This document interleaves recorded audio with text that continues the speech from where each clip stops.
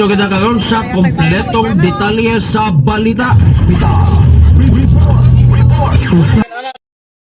Gamay ra kay sweldo sa imong papa na. So kana na lang na kay wala pa man. Kayo ani mo ay gamito na mo yung ugma mo lang. Wala pa kuan man na. Dapat na December naman rapid na. So kuan na lang namin takin man kuan na. Ako unsa man cellphone mo? Magpalit kami ato na. Ay kita yung cellphone. Na tayo Ayo pangit na cellphone pangit. Ayo pangit.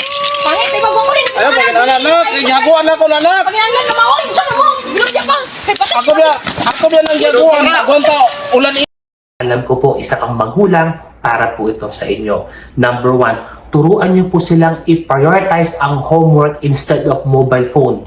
Anong reason? Ipapaliwanag na nandito po sa pag-aaral ang kanilang future.